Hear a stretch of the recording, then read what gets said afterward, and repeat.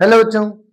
अपने अभी तक की क्लास में हम लोगों ने बर्नौली का प्रमेय आर्किमिडीज का प्रिंसिपल देखा था। बर्नौली के एक्सपेरिमेंट को यानी बर्नौली की थ्योरम को समझने के लिए हम लोगों ने देखा था कि जो फ्लो ऑफ फ्लूइड था वो स्ट्रीमलाइन फ्लूइड था और हमने फ्लूइड को कैसा मान रखा था, आइडियल फ्लूइड।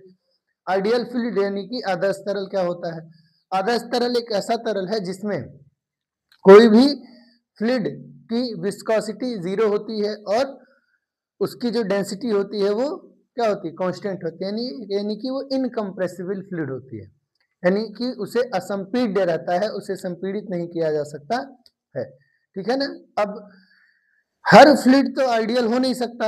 अब अगर आइडियल फ्लूइड नहीं होता है तो कैसे फ्लूइड होते होंगे? रियल फ्लूइड होते होंगे। तो आइए स्टार्ट करते हैं आज की क्लास से रियल फ्लूइड के बारे में और रियल फ्लूइड की प्रॉपर्टीज के बारे में। और इसमें सबसे इंपॉर्टेंट जो प्रॉपर्टी है वो है viscosity of fluid. Viscosity of fluid देने के लिए, विस्कोसिटी ऑफ फ्लूइड को समझने के लिए हम समझेंगे न्यूटन का नियम और फिर उससे रिलेटेड एक्सपेरिमेंट्स देखेंगे और उससे रिलेटेड फॉर्मूले देखेंगे। तो आइए स्टार्ट करते हैं आज की क्लास, जिसका हमारा मेन टॉपिक है to study about real fluids. किसके बारे में? रियल फ्लूइड्स के बारे में, यानी वास्तविक फ्लूइड के बारे में, यानी ऐसा फ्लूइड जो आइडियल ना हो, ऐसा फ्लूइड जो आइडियल ना हो। और आइडियल फ्लूइड की जो एक सबसे इंपॉर्टेंट डेफिनेशन थी वो क्या था कि फ्लूइड को आसान होना चाहिए। फ्लूइड को क्या होना चाहिए? आसान होना चाहिए। आसान माने नॉन विस्कस होना चाहिए। क्या होना चाहिए? नॉन विस्कस होना चाहिए। किसको? आइडियल फ्लूइड को। तो अगर फ्लूइड रियल है तो सबसे पहली बात तो आसान का आ हट जाएगा, यानी फ्लूइड हो जाएगा श्यान, और नॉन हट जाएगा यानी फ्लूइड हो जाएगा विस्कस। तो आइए समझते हैं कि श्यानता या विस्कोसिटी क्या है। श्यानता या विस्कोसिटी समझने से पहले हम ये समझते हैं कि फ्लूइड होता क्या है। तो हम लोगों ने देखा था कि फ्लूइड होता है anything that can flow is called fluid. Anything that can flow is called fluid. ठीक है। जैसे पानी के बर्तन में रखा हुआ, मतलब किसी गिलास में रखा हुआ पानी, दूध, गैस, ये सभी क्या है? फ्लूइड के एग्जाम्पल हैं। क्यों? क्योंकि ये सभी फ्लो करते हैं। क्यों फ्लो करते हैं? क्योंकि ये सभी शियर स्ट्रेस डेवलप नहीं करते। शियर स्ट्रेस डेवलप नहीं करते, और जब शियर स्ट्रेस डेवलप नहीं करते हैं तो जैसे ही हम इनके ऊपर शियर स्ट्रेस लगाते हैं ये तुरंत ही फ्लो कर जाते हैं। क्लियर है? अब रियल फ्लूइड की जो इंपॉर्टेंस की चीज है वो क्या है कि जो फ्लूइड होते हैं या कोई भी चीज होती है उसमें कोई भी चीज मिलके बनी हुई है। किससे? मॉलिक्यूल्स से। कोई भी चीज किससे मिलकर के बनी हुई? मॉलिक्यूल्स से। या अगर प्योर फॉर्म में है तो किससे मिलके बना होगा? एटम्स से। मॉलिक्यूल्स मॉलिक्यूल्स के बीच में जो फोर्स लगता है उसे क्या कहते हैं? इंटरमॉलिक्यूलर फोर्स कहते हैं। क्या कहते हैं? Intermolecular force. इंटरमॉलिक्यूलर फोर्स यानी अंतरा आणविक बल कई प्रकार का होता है। जैसे आपने देखा होगा हाइड्रोजन बॉन्डिंग होती है, वैन डर वाल्स फोर्स होता है, केमिस्ट्री में हम लोग देखते हैं।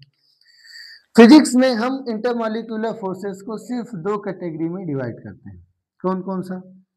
एक हो गया कोहेसिव फोर्स और एक हो गया अधेसिव फोर्स। एक हो गया कोहेसिव फोर्स और एक हो गया अधेसिव फोर्स।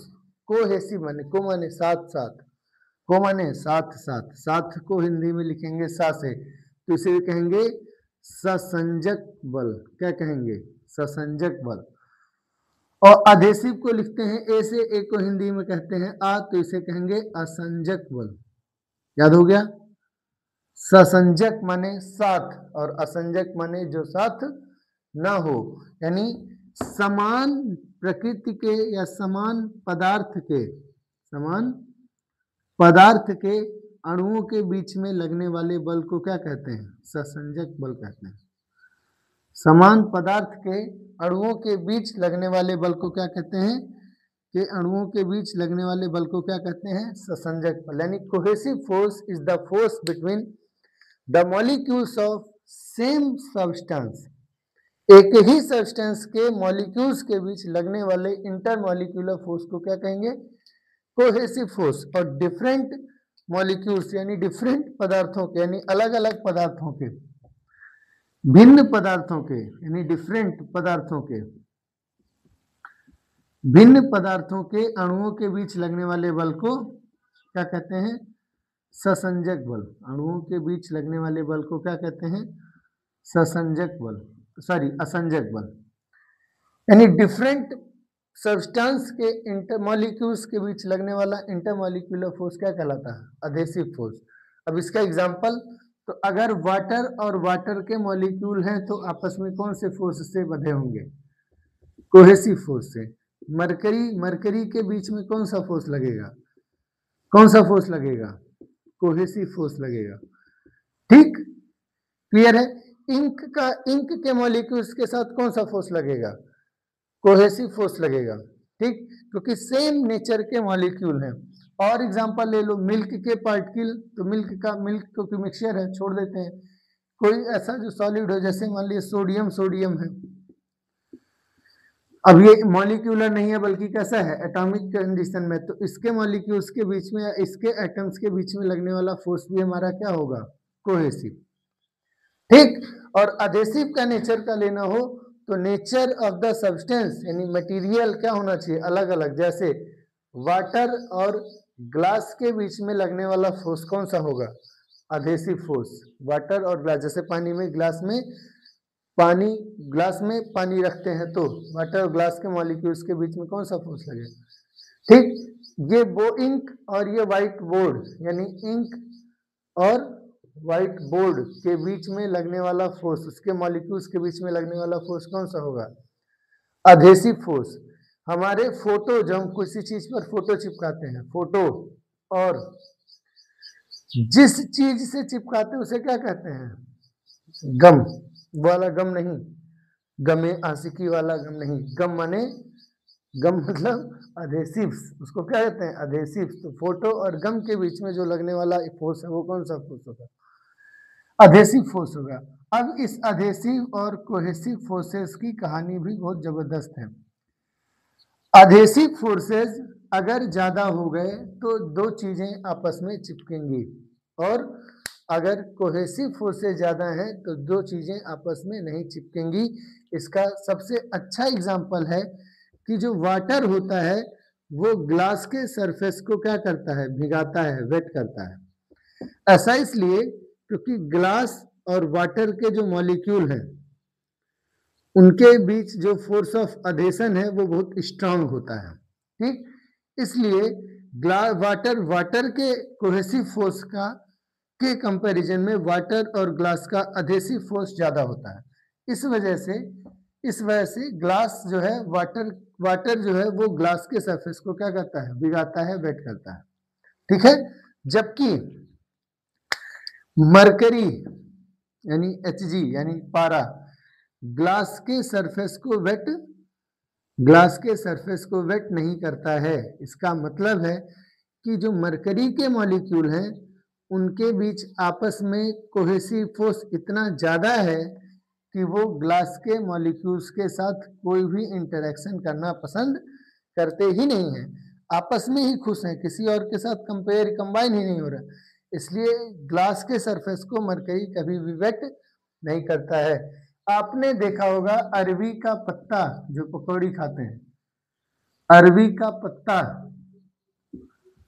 भी पानी से नहीं भीगता, पानी से नहीं भीगता। कभी ध्यान दिए होंगे तो आपको ये चीज ध्यान मिली होगी, अरबी के पत्ते पे पानी की जो बूंदें हैं ऐसे गोल गोल रह जाती हैं। ठीक है, तो ये भी एक एग्जाम्पल है कि पानी और पानी का यानी वाटर मॉलिक्यूल्स के बीच कोहेसिव फोर्स वाटर और इस अरबी के पत्ते के लीफ के साथ जो अधेसिव फोर्स है उससे बहुत ज्यादा है। इसलिए कोहेसिव फोर्स की वजह से मॉलिक्यूल्स आपस में ही बंधी रहती हैं, वो इस पत्ते के साथ कंबाइन नहीं होती हैं। ठीक है, बतख देखें, डक के पंख भी कभी पानी में नहीं भीगते क्योंकि उनके और पानी के मॉलिक्यूल्स के बीच में जो अधेसिव फोर्स है उसके कंपैरिजन में पानी का कोहेसिव फोर्स बहुत ज्यादा है, इसलिए डक का पंख पानी में भीगता नहीं है, उसी में रहने के बावजूद भी नहीं। कमल के पत्ते पर भी पानी नहीं भिगा पाता, कमल के पत्ते को भी पानी भिगाता नहीं है, क्योंकि कोहेसिव फोर्स ज्यादा होता है पानी पानी का। जब भी अधेसिव फोर्स ज्यादा होगा तो दो अलग अलग चीजें आपस में चिपकने का प्रयास करेंगे, और जब भी कोहेसिव फोर्स ज्यादा होगा कोई पर्सन अपने मतलब कोई मॉलिक्यूल अपने ही नेचर के मॉलिक्यूल्स के साथ बंधे रहने की कोशिश करेगा।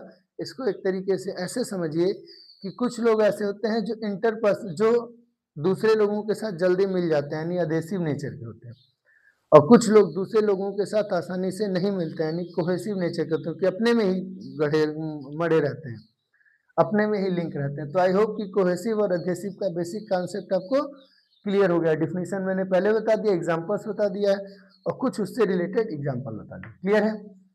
अब आते हैं कि इस कहानी का फायदा क्या हुआ, इस विस्कोस कोहेसिव और अधेसिव का हमारे रियल फ्लूइड से क्या लेना देना है, या विस्कोसिटी से क्या लेना देना। तो अब आइए समझते हैं कि विस्कोसिटी क्या होती है, यानी श्यानता क्या होती है। ठीक है, चलिए स्टार्ट करते हैं। श्यानता इंग्लिश में कहते हैं विस्कोसिटी। ठीक, आप विस्कोसिटी को ऐसे समझिए कि यह फ्रिक्शन इन फ्लूइड्स। ये क्या है? फ्रिक्शन इन फ्लूइड्स। फ्रिक्शन हमारा सॉलिड्स में होता है, फ्लूइड्स में उसी फ्रिक्शन को क्या कहते हैं? विस्कोसिटी कहते हैं। एग्जैक्टली सेम नहीं है पर लगभग लगभग सेम ही है।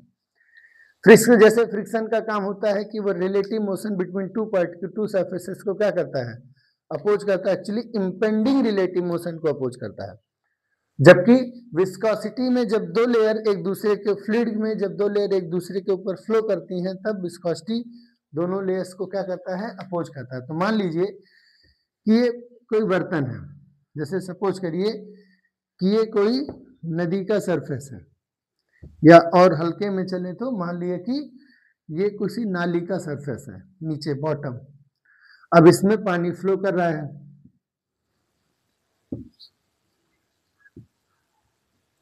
एक्चुअली होता क्या है? एक्चुअली जो फ्लूइड फ्लो करता है वो लेयर में करता है। फ्लूइड जो फ्लो करता है वो कैसे करता है? लेयर बाय लेयर करता है। फ्लूइड फ्लो का एक लेयर ये हो गया, उसके ऊपर की हमारी दूसरी लेयर हो गई, ठीक है, उसके ऊपर हमारा तीसरा लेयर हो गया, ठीक, उसके ऊपर हमारा चौथा लेयर हो गया। जो एक्चुअल फ्लूइड है वो फ्लो करता है किस फॉर्म में? लेयर्स के फॉर्म में। और अभी कभी आप ऑब्जर्व करेंगे तो पाएंगे कि ऊपर वाले सरफेस में, अगर मान लिया आप कोई पार्टिकल यहाँ कंसीडर करिए, कोई इस लेयर में, कोई इस लेयर में, और कोई इस लेयर में, सबसे नीचे वाले पार्टिकल की लेयर में मान लिया पार्टिकल की वेलोसिटी है v1, उसके ऊपर वाले में है v2, उसके ऊपर वाले में है v3, और उसके ऊपर वाले में है v4। तो आप पाएंगे कि हाईएस्ट वेलोसिटी से चल रहा होगा पार्टिकल नंबर 4, हाईएस्ट वेलोसिटी से चल रहा होगा पार्टिकल नंबर 4। क्यों? अब ऐसा क्यों है? ऐसा इसलिए है क्योंकि ये तो भाई कंटेनर का बॉटम है, ये क्या है? बॉटम है, और जब ये बॉटम है तो ये किस पे है? एट रेस्ट पर। जब बॉटम रेस्ट पर है तो उससे जो रिलेटेड कांटेक्ट में जो लेयर होगी वो उस लेयर को भी तो रोकने की कोशिश करेगा, और अगर ऐसा हुआ तो ये लेयर की स्पीड या तो होगी ही नहीं, और अगर होगी भी तो बहुत लगभग नेग्लिजिबल के बराबर होगी। हालांकि एग्जैक्ट कांटेक्ट में जो होगा वो तो मूव ही नहीं करेगा, थोड़ा ऊपर बना है तो मान सकते हैं कि उसकी वेलोसिटी कुछ ना कुछ है। अब इसके ऊपर वाला मॉलिक्यूल ट्रेवल करके आगे जाने की कोशिश कर रहा है, जबकि ये धीरे चल रहा है क्योंकि ये इसके कांटेक्ट में है, इसके साथ ज्यादा इसका बॉन्डिंग है। तो नीचे वाला लेयर ऊपर वाले लेयर को क्या कहेगा कि भाई तू भी कहाँ जा रहा है, रुक जा, साथ रहते हैं, है ना, इस टाइप का। यानी V2 इस सेकेंड लेयर में जो मॉलिक्यूल्स हैं उनकी स्पीड को फर्स्ट लेयर में जो मॉलिक्यूल हैं वो क्या करेंगे? रिड्यूस करेंगे। इसी तरीके से जो थर्ड लेयर के मॉलिक्यूल हैं उनकी स्पीड को सेकेंड लेयर के मॉलिक्यूल क्या करेंगे? रिड्यूस करेंगे। इसी तरीके से थर्ड लेयर के जो मॉलिक्यूल हैं वो फोर्थ लेयर के मॉलिक्यूल को क्या करेंगे? अपोज करेंगे। तो होता क्या है, फ्लूइड जो फ्लो करता है वो लेयर बाय लेयर करता है, और किसी भी दो लेयर्स के बीच रिलेटिव मोशन को अपोज करने का जो काम है वो है विस्कोसिटी का। तो कह सकते हो कि विस्कोसिटी क्या है, property of fluid, property of fluid due to which it opposes relative motion between the layers, relative motion between two layers of fluid, two layers of fluid। Relative motion का oppose यानी सापेक्षिक या आपेक्षिक प्रवाह का, आपेक्षिक गति का दो परतों के बीच आपेक्षिक प्रवाह का या मोशन का, गति का क्या करना, विरोध करने की प्रॉपर्टी, गुण को क्या कहते हैं, विस्कोसिटी ऑफ फ्लूइड कहते हैं। विस्कोसिटी ऑफ फ्लूइड के दो मेजर रीजन हैं, विस्कोसिटी के दो मेजर रीजन हैं, विस्कोसिटी के दो मेजर क्या हैं, रीजन है, कारण है, कारक है। कौन कौन से, कौन कौन से? तो दो मेजर रीजन है विस्कोसिटी के। पहले को कहते हैं कोहेसिव फोर्स, एक कौन सा है, कोहेसिव फोर्स, और दूसरा है transfer of molecular momentum, transfer of molecular momentum. Hindi में अगर कहें तो कह सकते हैं कि पहला जो रीजन है वो है आपका कोहेसिव यानी ससंजक बल, और दूसरा है ट्रांसफर ऑफ मॉलिक्यूलर मोमेंटम यानी आणविक संवेग का हस्तांतरण या हस्तांतरण, आणविक संवेग का हस्तांतरण।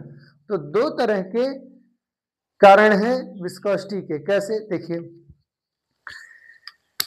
सबसे पहले विस्कोसिटी, विस्कोसिटी मतलब कि हर लेयर के मॉलिक्यूल, भाई ये भी वाटर का है, ये भी वाटर का है, तो ये मॉलिक्यूल और इस मॉलिक्यूल के बीच जो फोर्स लगेगा कौन सा फोर्स है, कोहेसिव फोर्स है। और जब कोहेसिव फोर्स है तो ऊपर वाला फ्लूइड फ्लो करने की कोशिश कर रहा है, नीचे वाला फ्लूइड उसको रोकने की कोशिश कर रहा है क्योंकि बॉन्डेड है। अब ये दोनों फ्लूइड एक दूसरे को अपने साथ, अपने से रिलेटिव मोशन का अपोज करेंगे। इसका मतलब हुआ कि मान लिया हम थर्ड और सेकंड लेके चल रहे हैं,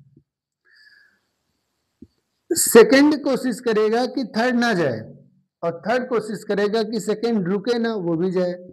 इसलिए इन दोनों के बीच में क्या जाएगा, रिलेटिव मोशन है, और इस रिलेटिव मोशन का अपोज करना किसकी वजह से हो रहा है, ऐसा इसलिए हो रहा है क्योंकि इन मॉलिक्यूल्स के बीच में एक इंटर मॉलिक्यूलर फोर्स है जिसे हम क्या कहते हैं, कोहेसिव फोर्स कहते हैं। तो सिंपल है, जितना ज्यादा कोहेसिव फोर्स होगा उतना ही ज्यादा विस्कोसिटी भी होगी, जितना ज्यादा कोहेसिव फोर्स होगा उतना ही ज्यादा विस्कोसिटी भी होगी। और विस्कोसिटी सबसे मतलब जो कोहेसिव फोर्स होता है, देखिए पानी में कम होता है जबकि मरकरी में ज्यादा। तो मरकरी के मॉलिक्यूल्स ऐसे फ्लो नहीं करते जैसे पानी फ्लो करता है इतना आसानी से, ठीक है ना। तो मरकरी, पानी तो आसानी से फ्लो करता है पर मरकरी के मॉलिक्यूल्स जल्दी फ्लो, मतलब मरकरी फ्लो उतना आसानी से कभी भी नहीं करेगा।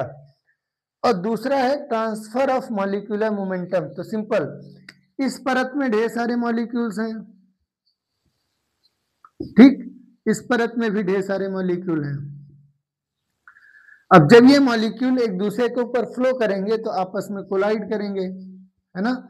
और जब कोलाइड करेंगे तो इस पार्टिकल की वेलोसिटी ज्यादा है और इस पार्टिकल की वेलोसिटी क्या है, कम है। इसकी वेलोसिटी ज्यादा है, इसकी वेलोसिटी कम है। और जब इसकी वेलोसिटी ज्यादा है ऊपर वाले की, तो जब ये दोनों एक दूसरे में कोलाइड करेंगे, जब कोलिजन होगा तो इसका कुछ मोमेंटम इसको ट्रांसफर हो जाएगा।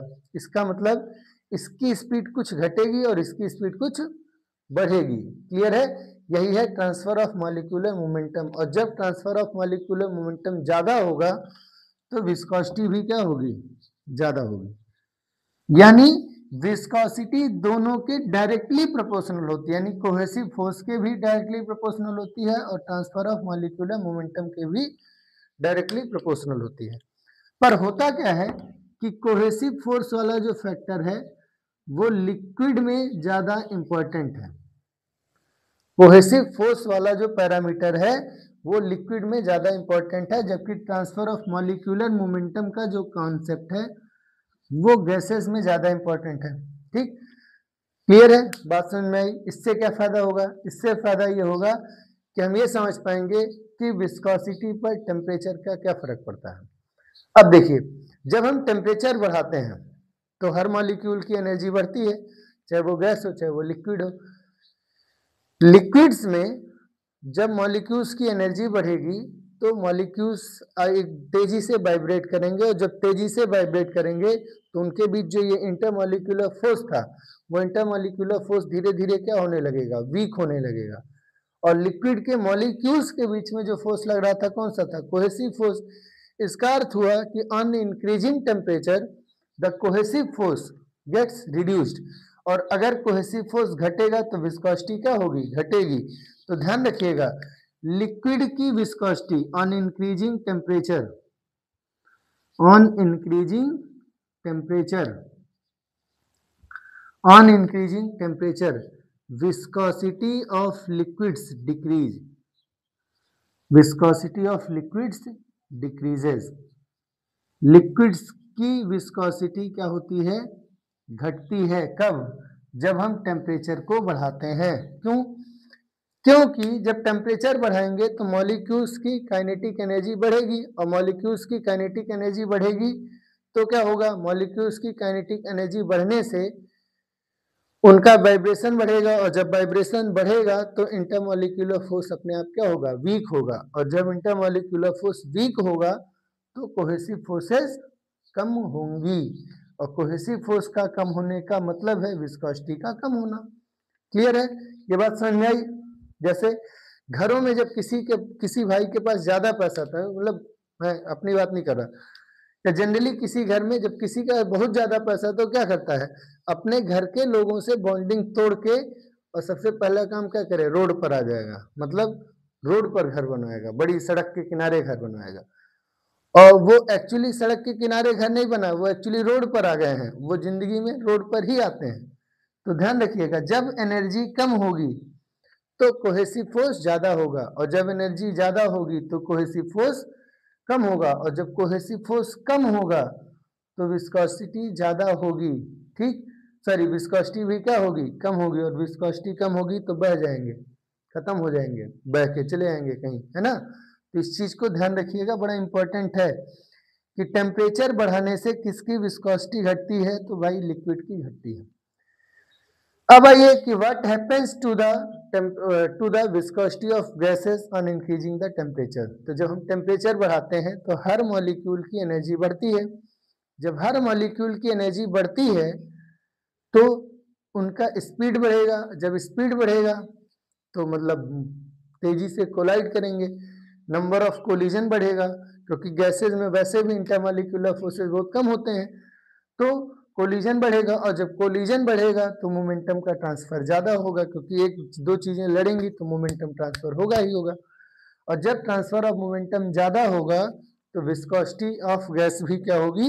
ज्यादा होगी। इसका मतलब है कि on increasing temperature, on increasing temperature, ठीक, viscosity of gases decrease, viscosity of gases क्या होती हैं? डिक्रीज होता है। ध्यान रखेंगे, ये इंपॉर्टेंट फैक्टर है आपके पेपर के लिए। क्लियर है? विस्कोसिटी का पूरा रीजन और उसका इफेक्ट ऑफ टेम्परेचर हम आपको बता दिए। और कौन कौन से फैक्टर्स हैं जो विस्कोसिटी को क्या करते हैं? अफेक्ट करते हैं। और कौन से फैक्टर हैं जो विस्कोसिटी को अफेक्ट करते हैं? तो सबसे पहले क्या था? टेम्परेचर, उसके बारे में मैंने आपको बता दिया। दूसरा है कंटामिनेशन। क्या है? कंटामिनेशन। कंटामिनेशन माने उसमें कोई चीज मिला देना।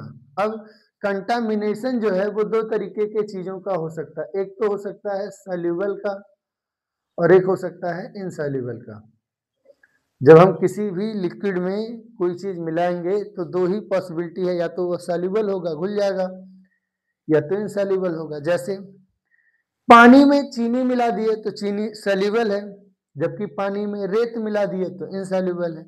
अब अगर पानी में चीनी मिला दिए, सॉल्युबल है, तो विस्कोसिटी बढ़ जाएगी क्योंकि वो फ्लूइड क्या हो जाएगा, गाढ़ा हो जाएगा, विस्कोसिटी इंक्रीज कर जाएगी। और अगर इनसॉल्युबल है तो विस्कोसिटी क्या कर जाएगी, डिक्रीज कर जाएगी। विस्कोसिटी क्या कर जाएगी, डिक्रीज कर जाएगी। क्यों? क्योंकि इनसॉल्युबल मॉलिक्यूल दो कोहेसिव फोर्सेस के बीच में क्या करें, दो कोहेसिव मॉलिक्यूल्स के बीच में क्या करेंगे, जाके कंटामिनेशन वाला बैठ जाएगा। और जब बीच बीच में बैठ गया तो भाई मिल तो रहा नहीं इससे, क्योंकि इनसॉल्युबल है। जब मिल नहीं रहा तो इनके इंटरमॉलिक्यूलर फोर्स को वीक कर रहा है, तो विस्कोसिटी क्या होगी, डिक्रीज होगी, यानी नीचे बना है, और इंक्रीज हुआ तो ऊपर बना है। क्लियर है? तो ये ध्यान रखना है कि विस्कोसिटी बढ़ने से मतलब विस्कोसिटी डिपेंड करती है टेम्परेचर पे, विस्कोसिटी डिपेंड करती है कंटामिनेशन पे। ठीक,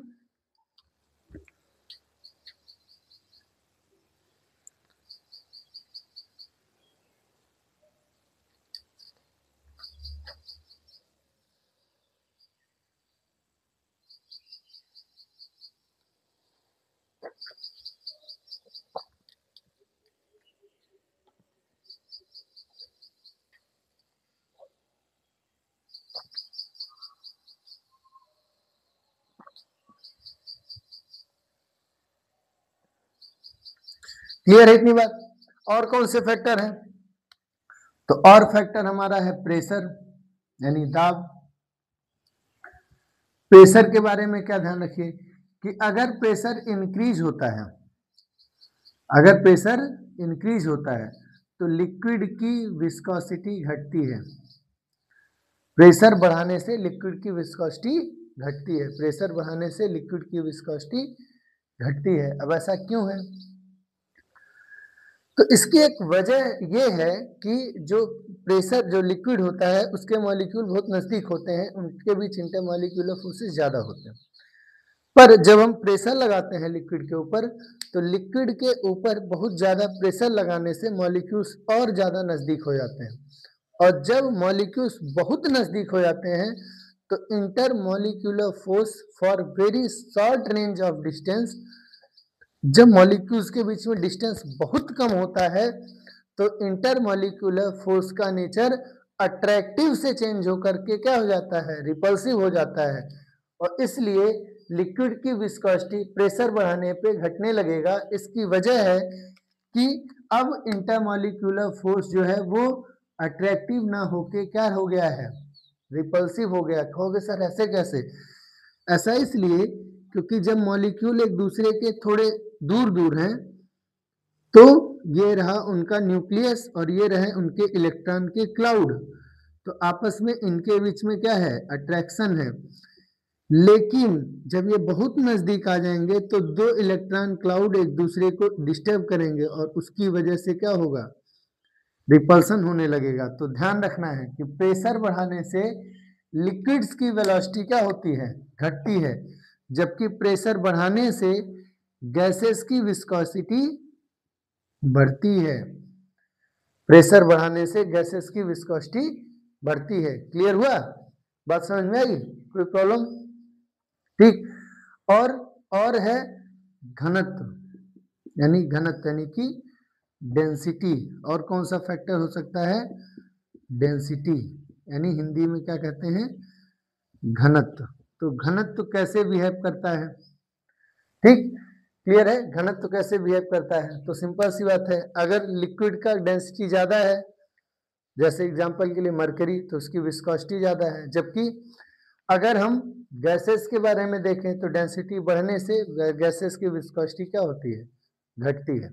यानी डेंसिटी अगर बढ़ता है तो लिक्विड की विस्कोसिटी बढ़ती है और गैसेस की विस्कोसिटी घटती है। ठीक है, एक स्क्रीनशॉट इसका ले लीजिए।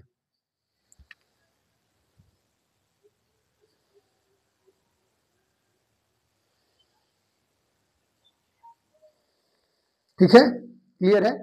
अगर हम गैसेस को, गैसेस का घनत्व बढ़े यानी डेंसिटी जैसे जैसे गैस की बढ़ती है, यानी जब हम ज्यादा डेंसर गैसेस की बात करते हैं तो उनकी विस्कोसिटी लो होती है, जबकि जब हम ज्यादा डेंसर फ्लूइड्स की बात करते हैं, लिक्विड्स की बात करते हैं, सॉरी तो लिक्विड की बात यानी द्रव की बात करते हैं, तो उनकी विस्कोसिटी बढ़ती है। यानी कह सकते हैं कि जब हम जब डेंसिटी मतलब अलग अलग मटेरियल के लिए जिसकी डेंसिटी ज़्यादा होगी उसकी विस्कोसिटी भी क्या होगी, ज़्यादा होगी। यानी जैसे पानी की विस्कोसिटी से ज़्यादा विस्कोसिटी होगा किसका, कोल तार का। कोल तार पता है, डामर जो सड़क बनाने में यूज होता है, ठीक है। क्यों? क्योंकि डामर यानी कोल तार का घनत्व बढ़ता है और जब घनत्व ज्यादा होगा तो विस्कोसिटी ज्यादा होगी, ठीक है। जबकि गैसेस में उल्टा है, गैसेस में अगर हम विस्कोसिटी को बढ़ाते हैं, सॉरी घनत्व को बढ़ाते हैं, डेंसिटी, तो गैस की विस्कोसिटी यानी गैस की श्यानता क्या होगी, घटेगी। कब? जब हम घनत्व बढ़ाएंगे तब। तो आई होप कि ये आपके पूरा क्लियर हो गया होगा, ठीक है। इसका एक स्क्रीनशॉट ले लिए समझने के लिए। आप जब नोट्स बनाइएगा तो प्रॉपर जैसे से जिस ऑर्डर में हम पढ़ाते गए हैं उसी ऑर्डर में बनाते चले जाइएगा, ऊपर से नीचे। ये मत देखिएगा कि सर यहाँ लिखे थे तो यहीं लिखे। जैसे से हम सीरियस से पढ़ाते गए वैसे वैसे कॉपी में सीरियस से आप नोट्स बना सकते हैं। ये आपके कॉम्पिटिटिव एग्जाम के पर्सपेक्टिव से इंपॉर्टेंट नोट्स हो जाएगा, ठीक है।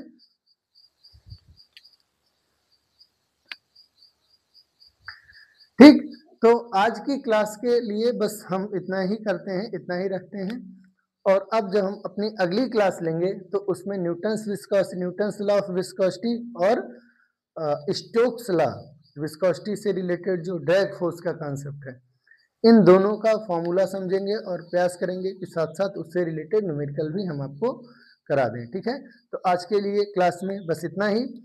आप पढ़ते रहिए, चैनल को सब्सक्राइब करिए, फॉलो करिए और हो सके तो अपने फ्रेंड सर्किल में अपने दोस्तों को, आपसे जूनियर जो बच्चे हैं जो अभी 9 में 10 में हैं, उन बच्चों को इस चैनल के बारे में बताइए ताकि वो इस चैनल का लाभ उठा सकें, ठीक है। Thank you.